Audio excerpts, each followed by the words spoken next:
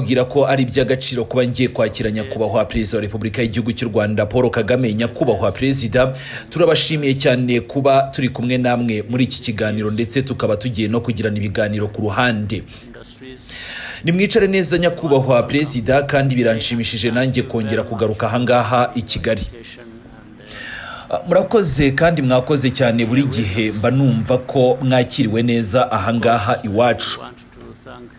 Biranshimishije muri ibi bihe isi irimo kuba nongeye kugaruka ahangaha i Kigali. Nyakubahwa Perezida, twabonye ibihe byinshi bitandukanye mu by'ubukungu bw'isi, ariko ndatekereza ko ibyo turimo kubona uyu munsi bishobora kuba bitarigeze bibaho kuri uru rwego. Ndifuza no kumenya uko mubibona nyakubahwa Perezida, haba mu gihe cya vuba ndetse no mu gihe kirekire. Hari imvugo bajya bavuga ngo buri kibazo cyangwa se muri buri bibazo haba harimo n'amahirwe yihishe inyuma, cyangwa se muri buri bibazo iteka ryose biba bihetse ibisubizo. Kandi Afrika ubu ngubu iragaragaza ubushobozi bwo kwifatira ibyemezo ku rugero rutigeze rubaho, cyangwa se ku kigero tutari tumenyereye kuva na kera. None nyakubahwa Perezida, ni gute mureba ibi bihe, kandi se niki mwumva ko uyu mwanya usaba Afrika muri rusange ndetse n'u Rwanda by'umwihariko?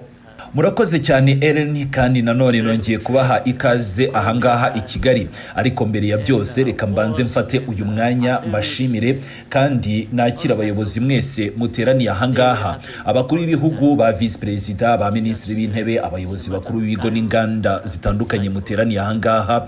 Mwumve rwose ko muhawe ikaze. Ndabakira i Kigali kandi nanashimira cyane kuba mwahisemo kwitabira uyu muhango, mukemera ubutumire bwacu maze mukaza tukaba turi kumwe aka kanya.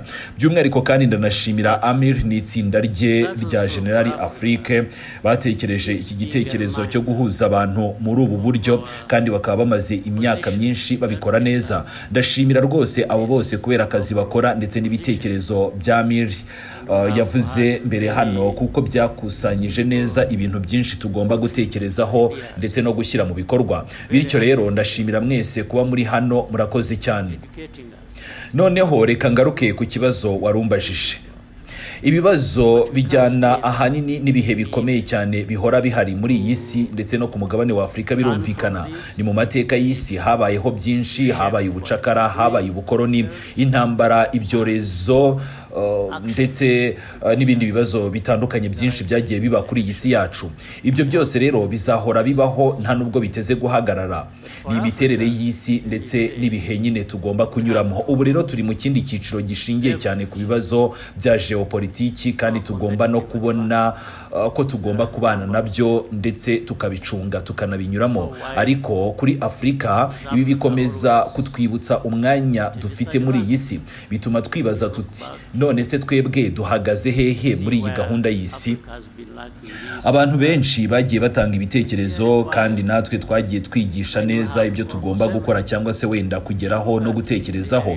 Ariko ntabwo dushobora gukomeza guhagarara aho ngaho gusa. Tugomba kwigira kuri ibi bibazo duhura nabyo, maze tukagira uburyo butandukanye dukuramo amasomo ashobora kudufasha kwiyubakira ibisubizo byacu. Icy'ingenzi ni ibikorwa, nibyo bizatuyobora mu nzira nziza zo guhangana n'ibibazo. Kuri Afrika rero navuga ko tugomba kubyaza umusaruro inyungu ndetse n'ubushobozi bwihariye dufite, kandi ni byinshi cyane. Kuki Afrika ihora isa naho iri inyuma cyangwa se naho iri mu gihombo? Ibyo byose ni ibibazo tuba tugomba kwibaza. Iyo rero usubije amaso inyuma, ubona ko bavuga ko Afrika yabayeho idafite iki cyangwa se kiriya. Ariko ikibazo nyakuri ni iki ngiki: ni gute umugabane ufite hafi ya byose wakomeza kuba inyuma y'abandi bose kandi dufite byose? Ndaguha urugero Ellen, ni mu bijyanye n'ingufu zisubira kandi zitangiza ibidukikije. Afrika ifite hafi 60% by'ubushobozi bw'izuba ku isi. No kuvuga ko nyine 60% by'ubushobozi bw'ingufu zikomoka ku mirasire y'izuba. Ibyo byose biri ku mugabane wacu wa Afrika. Nimurebe kandi ku bijyanye n'amabuye y'agaciro y'ingenzi akoreshwa mu gukora za batiri z'ikoranabuhanga zigezweho, menshi n'ubundi akomoka ku mugabane wacu wa Afrika. Ibihugu bikomeye ku isi birarwanira ayo mabuye y'agaciro, ariko Afrika ifite ayo mabuye menshi, rimwe na rimwe iraceceka cyangwa se wenda ikayatakaza ku giciro gito cyane ikaba yayaha abo bandi batabarizwa ku mugabane wacu, igaha inyungu abafite imbaraga bazi icyo bashaka nyine kuyakoresha cyangwa se kuyabyazamo umusaruro. Nimurebe noneho no kubijyanye n'umutungo w'abantu. Afurika ifite abaturage benshi kandi bagifite ubushobozi. Mu by'ukuri hashobora kuba ndetse no mu yindi myaka mike cyane iri imbere Afurika noneho izaba ifite icyiciro cyo hagati, ubwo ndavuga middle class, kinini kurusha noneho ahandi hose ku isi. None se ni gute dufite ibyo byose hanyuma tukaba tukirimo kwibaza uko twakemura ibibazo biterwa na geopolitiki cyangwa se wenda ibibazo by'isi duhura nabyo muri iki gihe? Niyo mpamvu tugomba kwishyira hamwe tugakora ibyo dusabwa gukora. Icy'ingenzi ni ugukora mbere na mbere, ibindi byose turabizi. Amiri yabivuze neza mbere, yavuze ibyo dutakaza, ibyo tutakoze, ibintu bimwe na bimwe dukwiriye kuba dukora. Nge mbona rero dutakaza byinshi cyane kurusha iyo tutakoze ibyo tugomba gukora. Murakoze cyane rwose nyakubahwa perezida, icyo ni igitekerezo gikomeye cyane kandi koko igihe cyo gukora kirageze. Mwavuze ku bijyanye na pandemi cyangwa se ibyorezo, kandi nibyo cyabaye ikintu cyakurikiye byinshi, cyangwa se navuga ko ibyorezo twabitakarijemo byinshi, kandi byanatumye dutekereza ukundi, tubona n'impinduka nyinshi nyuma y'ibyo byorezo cyangwa se mbere yabyo. Ariko kandi uko narebye uburyo abayobozi ba Afurika batangiye kwitwara ku masezerano mabi bazanirwa wenda n'ibindi bihugu, byaranshimishije cyane ngewe nk'umuntu ubikurikirana. Twabonye nka Zimbabwe nyakubahwa perezida, twabonye Zambia ndetse na Ghana baratangiye kwanga amasezerano y'amabuye y'agaciro yaragamije kuba wenda babasahura nk'uko bivugwa, bakaba baragiye basubiza mu buryo bumwe cyangwa se ubundi mu bundi ibintu bike, cyangwa se nabo bagasubizwa ibintu bimwe twavuga ko ari nk'inkunga z'ubuzima ndetse n'ibindi. Kandi nzi neza ko benshi muri aba ngaba bari hano bazi ko mwakunze kuvuga cyane ku buryo ibihugu byo mu burengerazuba bw'isi cyane cyane nka Amerika bagiye bakoresha uburyo bwo guhatira abandi kubashyira ku nkeke cyangwa se n'ibindi bitandukanye. Kandi muri iki gihe nyakubahwa perezida, turabona ko Afurika igikomeje gufatwa nk'ahantu abantu bazaba wenda babaho basahurwa, cyangwa se uburyo ibindi bihugu bizakomeza gufata uyu mugabane wacu wa Afurika nk'uburyo bwo kuwusahura. Ariko ubu nanone abayobozi ba Afurika batangiye kuvuga bati oya, sinzi niba ndimo kubisobanura neza nyakubahwa perezida, ariko kandi gukomeza gukoresha iterabwoba rishingiye ku bihano cyangwa se sanctions, atari ibihugu bya Afurika gusa ahubwo no ku bindi bihugu byo ku isi. Ibi nabyo dukomeje kugenda tubibona nyakubahwa perezida, kandi noneho muri iyi myaka cyangwa se muri aya mezi byafashe indi ntera. Nk'u Rwanda ubwanyu nyakubahwa perezida, kuva muri Werurwe uyu mwaka murimo guhangana n'ibihano bya Amerika bijyanye n'ikibazo cya Repubulika Iharanira Demokarasi ya Kongo. Mwadusobanurira uko mureba ibi bihe bishya bya geopolitiki, aho bisa naho wenda bifite imbaraga, wenda bikaba biganisha ibihugu mu zindi nzira, kandi ibihugu bikomeye bikumva ko bishobora wenda gutegeka ahandi hose. Ese ibi mubivugaho iki nyakubahwa perezida? Murakoze. Mu buryo bumwe ni ikibazo koko, ariko kandi icyo kibazo kiraturuka kuri cya kindi navugaga, Afurika itarakoresha neza ubushobozi bwayo, amahirwe yayo, imbaraga zayo n'abaturage bayo. Ubushobozi bwa Afurika burahari, ariko burafunzwe, ntabwo burimo gukoreshwa uko bukwiriye. Isi iri mu buryo nyine aho ibihugu bikomeye byafashe ikiboko cyangwa se inkoni mu ntoki, bagahitamo gukubita nyine ibyo bihugu bitoya, kandi bagahitamo gukoresha nyine izo nkoni cyangwa se ikiboko bafite mu ntoki bakubitisha ibindi bihugu biciriritse cyangwa se ibihugu byo ku mugabane wa Afurika. Ubu rero birakorwa noneho ku mugaragaro, isi yose ireba. Ni nk'uko nyine mubibona kuri iki kibazo cyo mu burasirazuba bwa Repubulika Iharanira Demokarasi ya Kongo, ndetse n'ibindi bibazo byo mu karere bifitanye isano n'u Rwanda n'ibindi bihugu byo muri aka karere. Iyo rero bavuga ibihano, ikibazo cya mbere kiba iki ngiki: ese koko ibyo bihano bifite ishingiro? Kandi si ikibazo wenda cy'u Rwanda gusa, bibaho no mu bindi bihugu byinshi. Hari igihe usanga ibihano bishyirwa ku gihugu kimwe gusa, kubera ko wenda hari undi ushobora gutanga cyangwa se wenda kubyazwa inyungu nyinshi kurushaho, biba bisa naho nyine ibintu bijya ku ruhande rw'utanga byinshi cyangwa se ufite inyungu nyinshi. Iyo rero hari abantu bazi ko bashobora wenda gukuramo byinshi, bahita bashyira urwo ruhande nyine kuri abo ngabo bagomba gukuraho inyungu, nubwo rimwe na rimwe aribwo urwo ruhande rushobora kuba ruri mu makosa, ariko barushyira ku ruhande kubera ko nyine barwitezemo inyungu. Murakoze nyakubahwa Perezida, ese murashaka kuvuga ko amaherezo ibintu byose bisubira ku masezerano y'amabuye y'agaciro ndetse n'inyungu z'ubukungu kuri ibyo bihugu?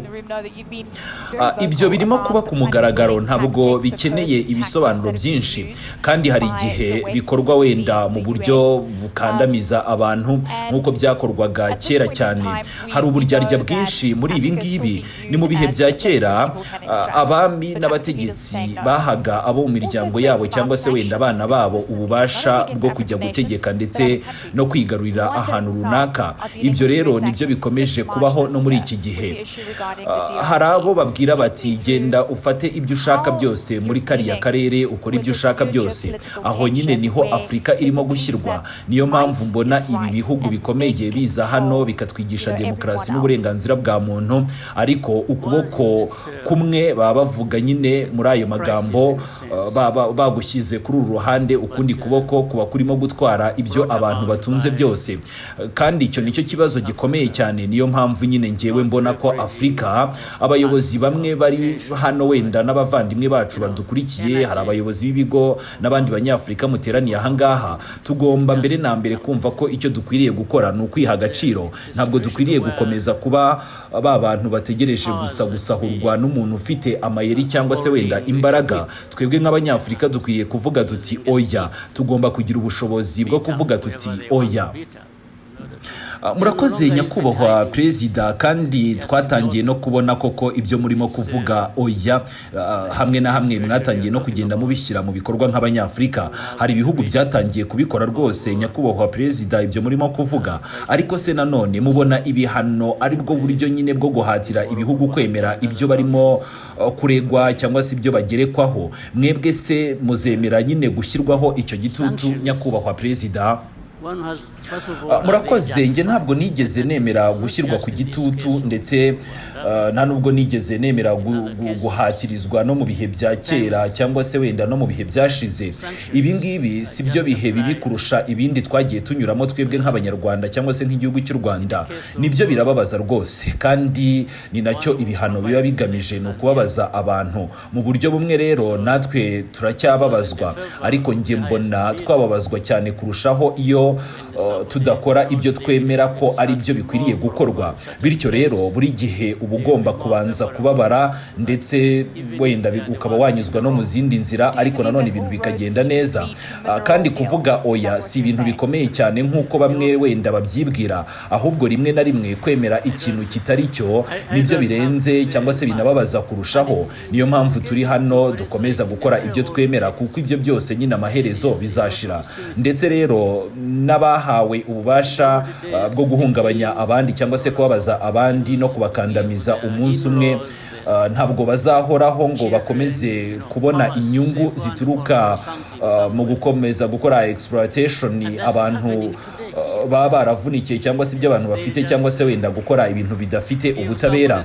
Niyo mpamvu mbona buri gihugu cya Afurika cyangwa se mbona ko abanyafurika cyane cyane iyo dushyize hamwe dufite byinshi dushobora gukora kugira ngo tuzamure Afurika, ndetse natwe ubwacu tugere aho dukwiriye kuba turi cyangwa se twifuza.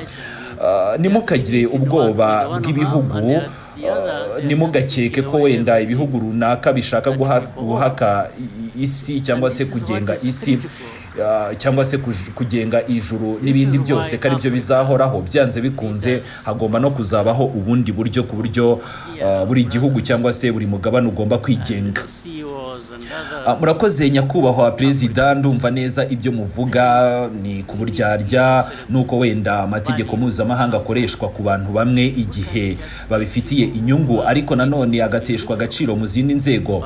Twanabibonye kenshi nyakubahwa perezida, ni mu isi turimo kubona gahunda mpuzamahanga yari isanzweho irimo gusenyuka, ibigo mpuzamahanga birimo guhungabana ndetse no gutakarizwa icyizere. Ni uruhare Afurika nyine ishobora kugira ngo nayo igira ikibyaza wenda umusaruro umutungo kamere wayo, cyangwa se nayo igira ijambo. Ariko nyakubahwa perezida, ahanganda nifuza kuhakubariza ikibazo, ese ubona ari uruhe ruhare Afurika ishobora kugira muri iyi si nshya cyangwa se isi turimo kuganamo, kuko birasa naho nyine isi itazongera kumera nk'uko yari imeze mbere. Ese mubona Afurika yo yagira uruhe ruhare?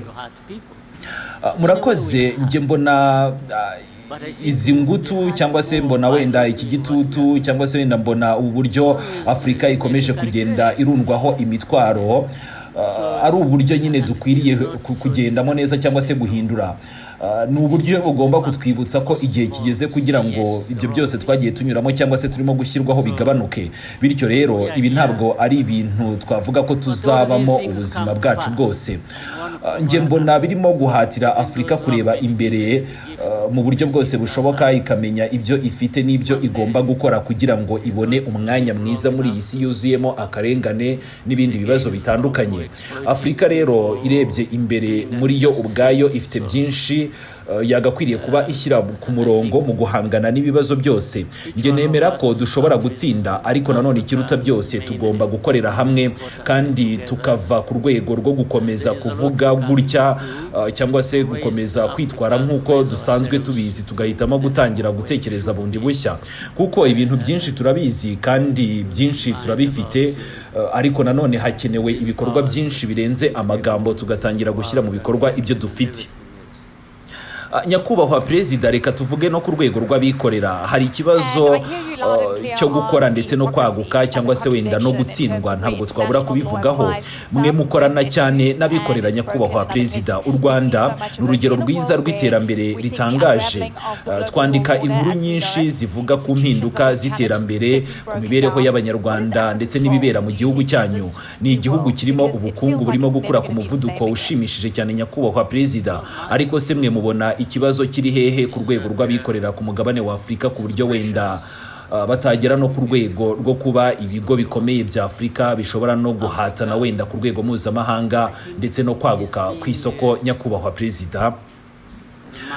Murakoze, njye mbona urwego rw'abikorera rukora neza cyane. Mu by'ukuri rimwe na rimwe ruri imbere y'urwego rwa leta, ariko nanone twarushaho gutera imbere turamutse dushoboye kwerekana neza cyangwa se wenda kwegeranya neza urwego rwa leta n'urw'abikorera, noneho bigakorana kandi bigafashanya mu buryo bwo kungukirana, kuko iyo urebye neza twese turi kimwe mu bijyanye n'ibikenewe n'umugabane wa Afurika. Ndashimira cyane urwego rw'abikorera. Mu by'ukuri abantu bo mu bikorera cyangwa se urwego rw'abikorera navuga ko ari abanyamurava, bazi gushaka ibisubizo. Bashobora no kurenga inzitizi nyinshi zishyirwaho n'inzego za leta, ariko nanone iyo izo nzitizi zitabaye nyinshi cyangwa se wenda zidahari, urwego rw'abikorera rwari kuba rugeze kure cyane kurushaho, kandi Afurika yose nayo yari kuba iri ku rwego rwo hejuru kurusha uko biri uyu munsi. Niyo mpamvu nsaba ko twese twakorera hamwe bikaba ibyo dushyira imbere cyangwa se bikaza mu rwego rwa mbere. Abikorera bagaragaje neza uburyo bakwiriye gukora ubucuruzi no guteza imbere umugabane, kandi Amiri yabivuze neza cyane mu kiganiro mwagiranye mbere. Natwe rero turi mu nzego za leta, tugomba kunoza inshingano zacu ndetse no gushyiraho uburyo butuma urwego rw'abikorera rukora neza nk'imbaraga zitwara ubukungu. Iyo rero ibyo bibaye gutyo, twese tuba tugomba kubyungukiramo. Murakoze cyane nyakubahwa perezida. Ndumva noneho nyakubahwa perezida maze kubaha uburyo bwo gupima neza iki kiganiro, kandi biragaragara neza ko dukomeje kugenda tuganira neza. Ariko nyakubahwa perezida, buri gihe mutanga icyizere n'imbaraga iyo turi mu biganiro nk'ibi ngibi. Hari ikindi kibazo cya nyuma nifuza kubabaza, wenda tunagana ku musozo. Muri iki gihe iyo nkanguye ibitekerezo byanjye cyangwa se wenda nkanjye iyo nkangutse mu gitondo, rimwe na rimwe mbona ngomba kureba ku mbuga nkoranyambaga kugira ngo menye icyo abayobozi b'isi barimo gutekereza n'icyo barimo kuvuga. Kandi akenshi iyo nkanguye ibitekerezo byanjye nyine mu gitondo nsanga bavuga ibiteye impungenge, ariko kandi iyo ni imyumvire yanjye, ariko nanone mfite benshi tuyihuriyeho. Rimwe na rimwe bikabura n'icyubahiro gikwiriye abayobozi, cyangwa se ukabona ibyo abayobozi barimo kuvuga ni ibintu bidahwitse. Mwese murabizi abo ndimo kuvuga, sibyo? Ntabwo nshaka kubavuga mu mazina, ntabwo ngomba wenda kubivuga kugira ngo mubyumve mu mazina, ariko mubona mute uburyo abayobozi bakomeye ku isi barimo kugenda bivanga mu bibazo bitandukanye muri iki gihe? Mwese iyo mukangutse wenda mukajya kureba ibyo abantu barimo kuvuga ku mbuga nkoranyambaga, nyakubahwa perezida, mubyakira mute? Ese mujya mubikora? Hari ibintu wenda bibatungura se ku byo muba mubona benshi barimo kuvuga ku mbuga nkoranyambaga, harimo n'abo bayobozi cyangwa se n'abandi nashaka kuvuga? Ese ibyo baba bavuga byaba bibatera ubwoba, nyakubahwa perezida? Ni iki cyabatunguye cyane mu byo baba bavuga abo bose twavuze? Murakoze. Hari byinshi umuntu yabona, ariko nge namaze kumenyera ibintu nk'ibyo ngibyo, ntabwo bijya bintungura. Nta kintu rwose gishobora kuntungura cyane cyangwa se ngo nyifate ukundi, ariko imbuga nkoranyambaga nyine navuga ko zinshimisha cyane mu buryo bumwe. Zatangije uburinganire mu gutanga ibitekerezo ndetse no kugaragaza amarangamutima ya benshi. Ni mu by'ukuri itangazamakuru navuga ko ryamaze guhinduka, kandi navuga ko imbuga nkoranyambaga zazanye ibyiza byinshi. Ubu rero buri muntu noneho ashobora kuvuga icyo atekereza, kandi abantu bose bakamwumva mu buryo bumwe cyangwa se ubundi. Iyo umuntu yavuze ibintu bitari byo, hari undi uhita uza akamubwira ati oya, ibyo ngibyo wavuze si byo. Iyo rero yavuze ikintu gifite ishingiro, abantu barahagarara bakagira ibyo bavuga, cyangwa se wenda bagatekereza ukundi. Bamwe bati hari icyo uyu muntu yavuze gikwiriye rwose kwitabwaho, reka tukivugeho. Bityo rero navuga ko byafunguye urubuga rwagutse cyane, mu buryo abantu noneho batakibonwa gusa bijyanye n'ibyo babwirwa cyangwa se ibyo bavuze ngo byemerwe na buri wese. Kuri ubu ngubu buri wese agomba gutanga igitekerezo no kuvuga uko abyumva. Kera hari igihe abantu bashoboraga kwemera n'ibintu bitari byo kubera gusa ko byavuzwe n'umuntu ukora mu itangazamakuru cyangwa se wenda ufite ijambo rikomeye, ariko ubu ngubu ibintu navuga ko byafungutse. Buri wese afite uburenganzira bwo kuvuga icyo ashaka n'icyo atekereza. Niyo mpamvu rero natwe turimo gukurikirana ibyo abantu barimo kuvuga muri iyi minsi ku mbuga nkoranyambaga. Buri muntu afite inshingano zo gushungura ibyo yumvise cyangwa se yabonye, akagerageza wenda kuvuga uko abyumva n'ukuri kwe, akaba yagerageza kugushyira hanze ashingiye kuba bikomeje kugenda bivugwa n'abo bantu.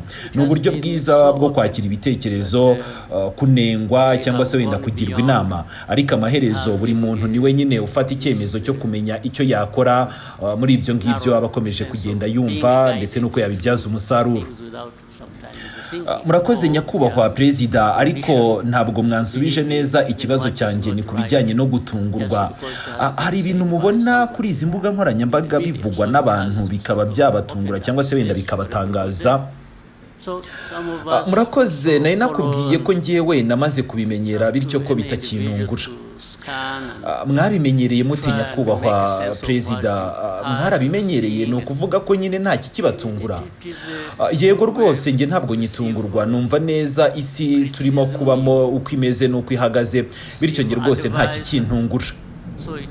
Nyakubahwa perezida, ni isi yahindutse cyane, sibyo? Cyangwa hari ukundi mubyumva? Murakoze. Yarahindutse cyane rwose. Ni mu myaka irenga 30 maze nyiri muri ubu buzima bwa politiki n'ubuyobozi, umuntu aragenda amenya ko nyine hari ibintu byagakwiriye gutungura abantu cyangwa se n'ibibatungure, ariko nanone ibyo utekereza ko byagutungura ukabona ntabwo bigutunguye, kuko nyine wowe waragiye ubibona kenshi cyangwa se inshuro nyinshi. Nibyo rwose nyakubahwa perezida, ariko ndifuza ko mwatubwira ijambo rya nyuma. Ni iki mwifuza ko abantu bakura muri iyi nama ya mbere yuko dusoza? Nk'uko bisanzwe iyi nama ni amahirwe akomeye, ariko nanone ndifuza ko abantu bose bamenya ko buri muntu cyangwa se buri wese uteraniye muri iki cyumba ndetse n'utari hano ufite icyo ashobora gutanga, kandi hari n'icyo ashobora kuba yakungukira muri ibi biganiro. Tugomba rero kungukirana hagati yacu cyangwa se gufashanya. Afurika ifite byinshi cyane bidakoreshwa uko bikwiriye, kandi inshingano zo guhindura ibyo byose ni twebwe tuzifite nk'abanyafurika. Siza abantu bazaturuka ahandi ngo baze kubidukorera. Tugomba kwishyira hamwe cyangwa se tugomba kumva ko turi ku rwego rwo gufashanya mu rwego rwo kugira ngo ibyo byose tubikemure. Niyo mpamvu rero navuga ko twakishyira ku rwego dukwiriye kuba dukora cyangwa se turi ku rwego twagakwiriye kuba turiho. Banyarwandakazi namwe Banyarwanda namwe mwakomeje kugenda mudukurikirana, mumfashe dushimire nyakubahwa Perezida wa Repubulika y'Igihugu cy'u Rwanda n'icyubahiro gikomeye bijyanye n'uko tugiranye ikiganiro cyiza. Nyakubahwa Perezida, turagushimiye ndetse n'abateraniye muri iki cyumba twese. Murakoze cyane kandi mwakoze pe.